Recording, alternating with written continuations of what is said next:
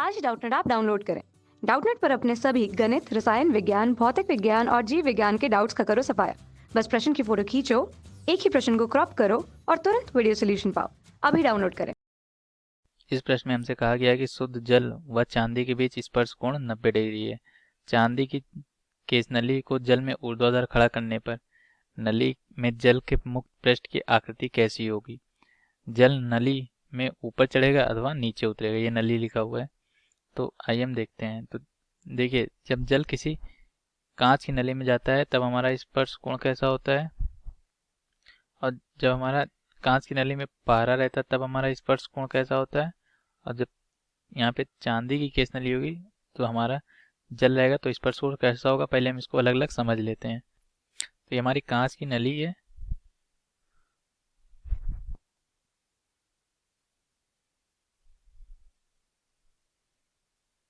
और इसमें जो है जल भरा हुआ है। ठीक, तो इसका जो ऊपरी यहाँ पे जल में जो आकृति होती है, मुक्त पृष्ठ की आकृति, वो कुछ इस तरह से होती है।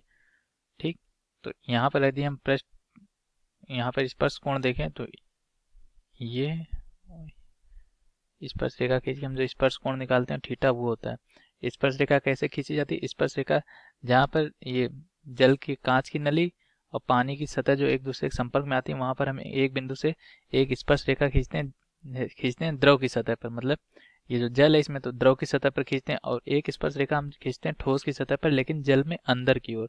तो हम अंदर की ओर ये खींचे हमने, तो ये हमने यहाँ पे स्पर्श कोण निकाला, जो कि हमारा जो थीटा आया वो आया हमारा 90 डिग्री से कम होता है। ठीक, तो हमारी जो आकृति बनती है वो कैसी बनती है? मुक्त पृष्ठ की आकृति, वो हमारी बनती है अवतल।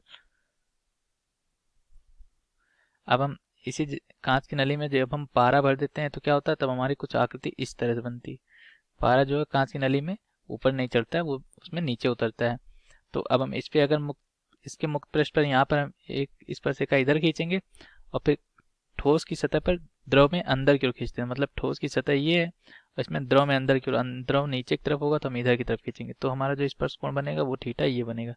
यहाँ पर हम देखते हैं थीटा जो वो 90 से बड़ा है, तो इसका जो मुक्त पृष्ठ बना द्रव का, वो मुक्त पृष्ठ कैसा बना? ये बना हमारा उत्तल। ठीक, लेकिन जब हमारा जो मुक्त पृष्ठ होता है वो जब वो 90 डिग्री का हो जाए, मतलब हमारा जो स्पर्श कोण थीटा जो है वो 90 डिग्री का है, तो हमारा मुक्त पृष्ठ जो रहता है वो समतल रहता है। ठीक, वो कुछ इस तरह से रहता है। तो इस प्रश्न में हमसे यही कहा गया है, ये 90 डिग्री होता है जल और चांदी के लिए। जल व चांदी के लिए ही ये होता है 90 डिग्री के बराबर। ठीक, इसमें ये जो 90 से ज़्यादा होता है वो कांच एवं पारे के लिए तो होता है।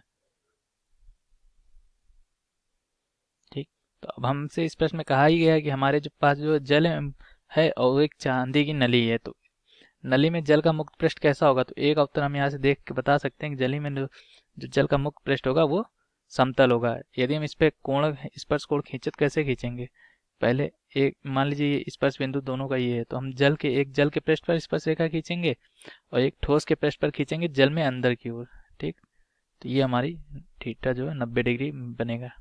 ठीक, तो हमारा जो ए का उत्तर होगा कि नली में जल का पृष्ठ कैसा है, तो नली में जो जल का पृष्ठ होगा वो समतल होगा।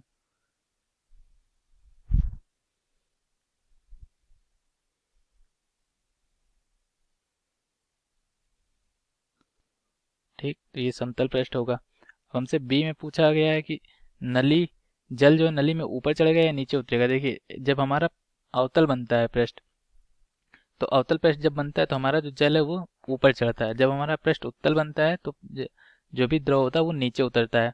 और जब हमारा ये समतल रहेगा तो जल ना तो नली में ऊपर चढ़ता है ना ही नली में नीचे उतरता है। ऐसा किस वजह से होता है? ऐसा इस वजह से होता है कि इनके यहाँ पर जो होता है जल के ऊपर और नीचे जो दाब का अंतर उत्पन्न हो जाता है, वो दाब का अंतर उत्पन्न होता है पृष्ठ तनाव के कारण। तो अवतल में जो है वो पृष्ठ तनाव के कारण जो है दाब यहाँ, मतलब पृष्ठ तनाव के कारण जल इतनी ऊंचाई तक जब चढ़ जाता है एच ऊंचाई तक, तब यहाँ जो जल मान लीजिए जल से भरे पात्र में होगा, तो यहाँ पर जो है सभी जगहों पे तब जाके दाब बराबर होता है, क्योंकि जो दाब यहाँ होगा वही दाब यहाँ होना चाहिए। तो जल जब इतनी ऊंचाई तक चढ़ जाता है तब दोनों जगह पे दाब बराबर हो पाता है। लेकिन चांदी की केस नली में क्या होगा, ये अगर ये बाहर से भी जल में भरी है तो जो दाब यहाँ है वो दाब यहाँ पर भी है। मतलब बिंदु 1 और बिंदु बी पर 2 पर दाब बराबर ही है। तो इसमें दाबांतर नहीं उत्पन्न होता, किसी समतल पृष्ठ होने के कारण किसी भी तरह का दाबांतर नहीं उत्पन्न होता है। तो इसमें जल ना तो ऊपर चढ़ेगा ना ही नीचे उतरेगा।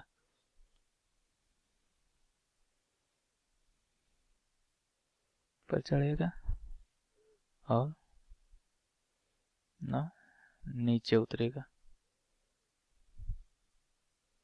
और इसका कारण क्या है? इसका कारण ये है क्योंकि जल के बाहर एवं अंदर कोई भी दाबांतर उत्पन्न नहीं होता है, क्योंकि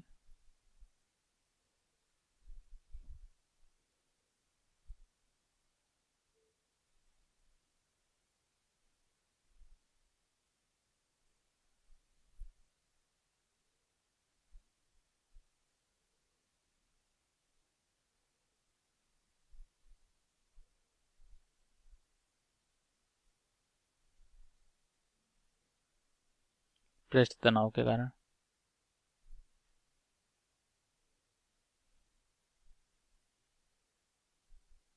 ये हमारे इस प्रश्न का उत्तर है। धन्यवाद। कक्षा 6वीं से 12वीं से लेकर नीट, IIT, जेई वो एडवांस के लेवल तक 1 करोड़ से ज्यादा छात्रों का भरोसा। आज ही डाउनलोड करें डाउटनेट ऐप या व्हाट्सएप करें अपने सारे डाउट्स 8400 400 400 पर।